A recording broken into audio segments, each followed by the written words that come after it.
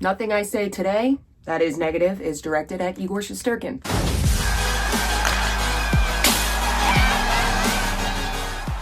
Yes, welcome back to the Glove Drop. The New York Rangers lost last night in overtime against the Seattle Kraken, and it's not a good deal. We're not happy about it. The Seattle Kraken are not the dusty team that they were last year. Last year, they were an expansion team, and not only was the team dust, their entire arena was covered in dust because they hadn't even finished it yet.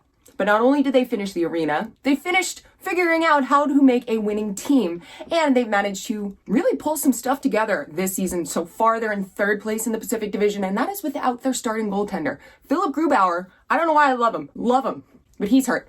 Philip Grubauer is out, so Martin Jones has stepped up, and your boy has stepped up. That first period yesterday, the Rangers could have run away with it had it not been for Martin Jones. That second period, the Rangers couldn't have done anything because they didn't do anything, and they sucked. Seattle Kraken did end up coming up on top with a dub in OT. I'm not going to be excited about yesterday, just like I wasn't excited about the win against the Arizona Coyotes. But that win was not one to be celebrated. Just despite the fact that they won, they are not playing the Rangers hockey that we've seen. Going into last night's game, the Rangers really had a lot to prove. It's the first game of a 4-game road trip. And also, Gerard Gallant. It was his 100th game as a New York Rangers coach. Gerard Gallant was the first coach to make it to 60 wins, like the fastest. So hooray, Gallant, because obviously he's a great coach. Obviously he's doing the right thing. And we're seeing it sometimes. Another big thing going into last night's game was Artemi Panarin was on the verge of his 400th assist. Now, hear me out. I love you, Breadman, but there's some issues that I'm having with him lately, and a lot of it has to do with turnovers and takeaways. And what's that thing that I say all the time? The stupid shit on the blue line. We saw a lot of that in the second period. Quick little breakdown of the game. First period was looking great. The Rangers were really putting on the pressure, and they were shooting the puck, which is new for us. You don't have t-shirts printed that say shoot the puck and have them sell out all the time if it doesn't mean anything. And the Rangers have a tendency to never shoot the puck. However, first period, they came out and they outshot the Seattle Kraken 14-6.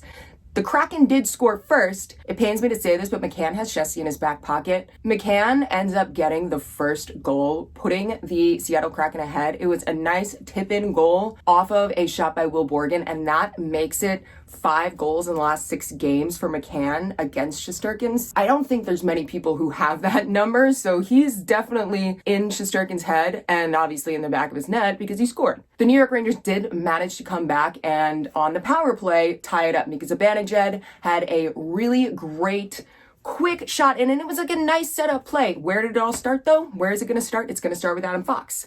Regardless of what's going on with the rest of the Rangers, Adam Fox is having a hell of a start to the season. You don't just get the Norris Trophy for showing up. You know, these days, a lot of people are just getting a trophy for showing up, but that's when you don't. And he earned that, and we're seeing him just kind of grow as a player. And he seems to always be at the start of every single play that ends up developing into a goal. And we go into that first intermission, and I'm like, you know what?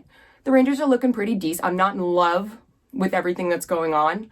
I do think that Jones kept the score low, but it could have gone a lot better. Going into the second period, I'm like, well, here's your chance. And then guess what?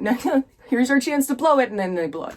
Second period, not only did the Rangers not shoot the puck, all of a sudden, this whole dancing around, trying to make plays happen, east-west plays, this, that, and the other thing, they were just trying to pull some dumb shit on the blue line, and it didn't work out. It did not work out. Shesterkin made save after save after save, and they were outstanding saves. The New York Rangers were no longer driving the net. You have to play simple hockey with a team like the Kraken. The Seattle Kraken this season are reminding me a lot of the Carolina Hurricanes in the way that they just swarm the puck. No matter what, you're going to have 2-3 guys on you and you're not going to be able to get anything done. No passing, no plays are being made because you're just being completely bodied by them.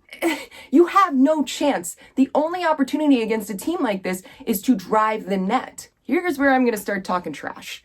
Okay, we're proud of you, Artemi Panarin. We're proud of you for leading the team in points and, leading the league in assists and all that. Congratulations, 400 assists. But Artemi Panarin seems to be the one who is getting stripped of the puck most. And it seems like every time that Panarin has the puck stripped from him, it turns into a rush play. And the New York Rangers suck at rush plays. Nobody seems to be able to get back at all. Would the numbers really show that? No, because Igor Shesterkin is in net. The Vezina winning, one of the arguably best goalies in the entire world is in the net.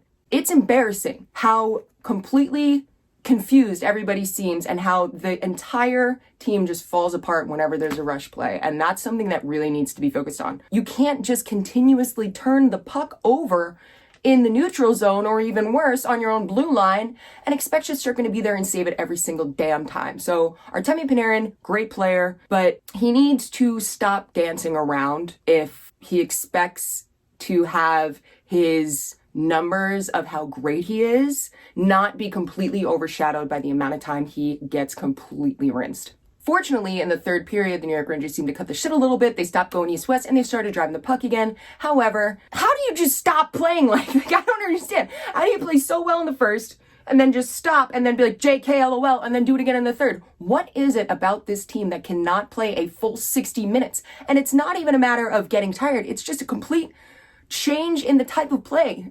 They go from shooting the puck and driving the net to dancing around on the blue line, passing it back and forth east-west, and then all of a sudden they come back and do well again. I don't get that. And I don't know what needs to be done. If it has to be maybe a change in the lines, maybe, possibly, but something needs to be switched up so that we can avoid that, because that is going to be, as it has been, the downfall of this New York Rangers team.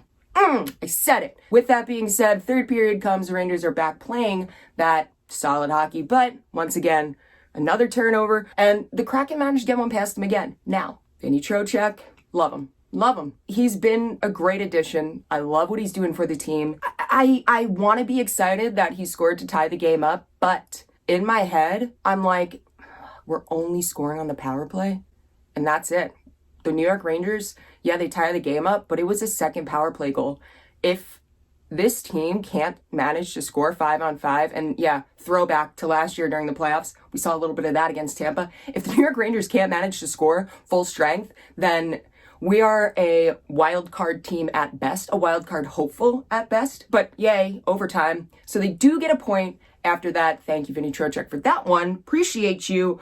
But of course, going into OT, Justin Schultz managed to score 3 minutes and 42 seconds into overtime, and the game is over. The Rangers leave with 1 point, and the first game of their 4-game road trip ends in a loss. I don't care if it's an OT loss. A loss is a loss. Just, that's what it is. Coming out of this game, big takeaways are, you gotta play a consistent, pick the style of hockey you're gonna play and play it the entire time. Don't go switching it around. God damn it. Figure it out. I mean, rushes are gonna happen.